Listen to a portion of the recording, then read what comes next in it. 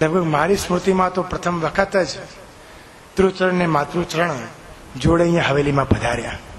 બાકી પ્રવચનમાં તો એકલા જ પધારવાનું બનતું હોય, પણ જોડે આવવાનું બહુ કઠિન થઈ જાય. પિતૃચરણ હંમેશા આજ્ઞા કરે કે આપણે ભલે વલ્લભધામમાં બિરાજવાનું તો વલ્લભધામમાં જ હોય, પણ બાજુમાં જે પણ હવેલી છે બધી આપણી વૈષ્ણવના આપણા જ છે બધા. જ્યારે પણ શ્રીકાંતભાઈ આવે તો પિતૃજન એ જ આજ્ઞા કરે કે બાદશાહજી હવેલી ને વૈષ્ણવ એ આપણા છે ને અમે પોતાની જ માનીએ છીએ. એ બોલવાથી નહીં પણ આચરણથી સિદ્ધ કરી બતાવ્યું. પૂર્વમાં કીધું ને કે શ્રવણ, ધારણ ને આચરણ. શ્રવણ કર્યા પછી ધારણ કરવાની તત્પરતા, ને ધારણ કર્યા પછી આચરણ કરવાની પ્રણાલિકા તૈયાર થાય. અહીંયા મંત્ર દ્વારા શ્રી રામદાસજી ઉપર કૃપા થઈ. મંત્ર, સ્પર્શ, ધ્યાન, દ્રષ્ટિને ઉપદેશ. સ્પર્શ દ્વારા કોણ સ્પર્શ કરવા આવ્યું દિનતાથી, ત્યારે કશાસ અધિકારીની વાત યાદ આવે. પરમ કૃપાળુ શ્રી વલ્લભ નંદન કરત કૃપાની હસ્ત દે માથે. જ્યારે મહાદોષ, મહાપતિત ધર્મ જ્યાં મહાપતિત બની ગયા, જ્યારે ભાન થયું કે આ વિઠ્ઠલનાથ જોડે મેં શું કર્યું છે, વિઠ્ઠલનાથનો સ્પર્શ કર્યો અને મહાપ્રભુજી શ્રી ગુસાઈજી મહારાજે માથે હસ્ત ધક્યો. ત્યાં સ્પર્શના માધ્યમથી શ્રી કશાસ અધિકારીને રસનું દાન, ફલનું દાન થયું. ધ્યાન દ્વારા. ધ્યાન કોણ કરે? ધ્યાન એટલે સ્મરણ. જે જોઈ નથી શકતું પણ સ્મરણ દ્વારા, ધ્યાન દ્વારા બધું જ નિરખી રહ્યા છે એવા આપણા સાગર સમાન સૂરદાસજી છે, કે જેની પાસે એ પ્રકારની દ્રષ્ટિ છે કે શ્રી ગુસાઈજી આજ્ઞા કરે કે દેખો सूरदास जी जा रहे हैं, पुष्टि मार्ग को जहाज जा રહ્યો है. એ દ્રષ્ટિ નથી, અંતઃકરણ પ્રગટ થઈ ગયા છે. દ્વાન દ્વારા જ કૃષ્ણ પ્રગટ થઈ જાય. ઘણી વાર એમની પરીક્ષાઓ લેવામાં આવી કે હવે આમને તો દેખાતું નથી, શું કરીશું? ઠાકોરજીના બધા જ વસ્ત્ર વડા કરી લીધા, જોઈએ હવે કયા કીર્તન ગાય છે, કયા શૃંગારનું વર્ણન કરશે. ત્યારે सूरदासજી કહે છે દેખ્યો હરી નંગમ નંગા.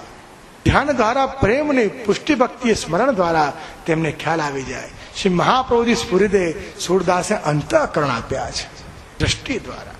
દ્રષ્ટિ કોનું ફલરૂપ દાન કરે? દ્રષ્ટિ કોની પર પડી? 52 વૈષ્ણવ અને 84 વૈષ્ણવ.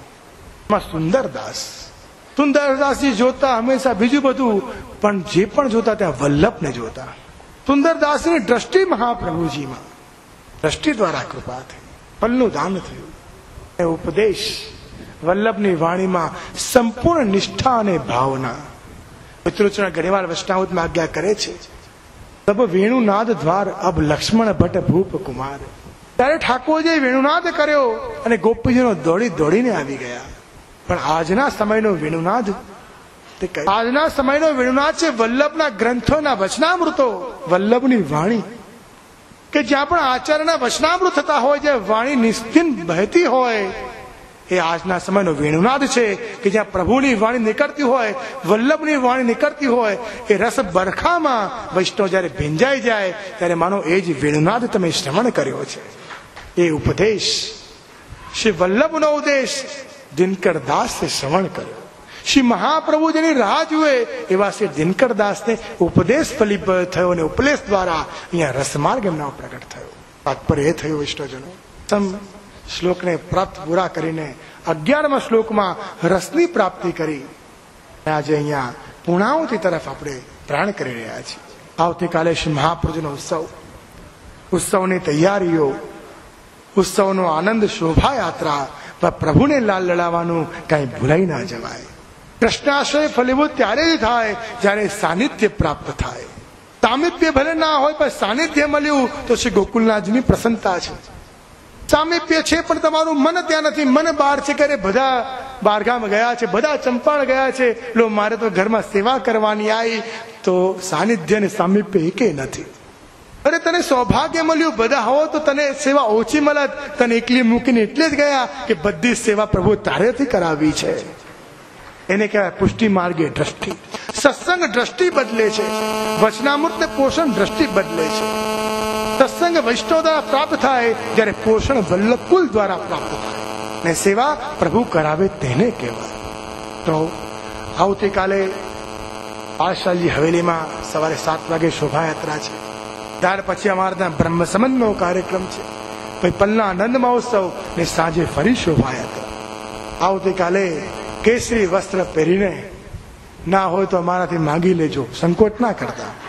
ખરેખર અમારા વહુજી બેટીજીઓ અને માતુજી પાસે વધારે પડતી કેસરી લાલ જ સાડી મળે. બોલો, અમે કહીએ સાદી કાઢો તો સાદી હોય નહીં, નિત્ય ઉત્સવ ચાલતા હોય ને એટલે કેસરી જ મળે. બસ તમે બી એ રંગે રંગાઈ જાઓ. જયારે તમે કઈ કાઢવા જાઓ ને કેસરી હાથમાં આવી જાય કે આજે ઉત્સવની યાદ આવી ગઈ, એ જ નિત્ય ઉત્સવ. વૈષ્ણવ સેવામાં તો એવા સુંદર વસ્ત્ર ધારણ કરવા જોઈએ જેથી પ્રભુ તમને જોઈને પ્રસન્ન થઈ જાય કે વાહ આજ ઉત્સવ છે. નિત્ય પ્રભુનો સ્પર્શ થવો એનાથી મોટો ઉત્સવ શું હોય? કૃષ્ણનું સાનિધ્ય એ જ મોટો ઉત્સવ છે. વધારે સમય આજે નથી લેવાનો. 11મો શ્લોક તે ફલરૂપ અવસ્થાનો શ્લોક છે. ને કૃપા કરીને આજે વિનંતીને માન આપીને પિતૃચરણ પધાર્યા છે. મને પિતૃચરણે કીધું કે અમારે ક્યારે પધારવાનું છે, ક્યારની વિનંતી કરો છો? મેં કીધું આપને છેલ્લી ઘડીએ પધારવાનું છે. જો વચ્ચે કોઈને રસ મળી જાય તો પછી બીજે દિવસે કોઈ આવશે નહીં. છેલ્લે દિવસે આપ પધારો ત્યારે જ રસ મળવો જોઈએ. કે વાણીમાં રસ છે. હું મારા આપણા સૌ થકી પિતૃચરણને વિનંતી કરીશ, આપના આશીર્વાદ અને કૃપાથી, શ્રી મહાપ્રભુજીની કૃપાથી આજે શ્રી કૃષ્ણાષ્ટય રસપાન મહોત્સવનું અહીંયા પૂર્ણાહુતિ થઈ રહી છે.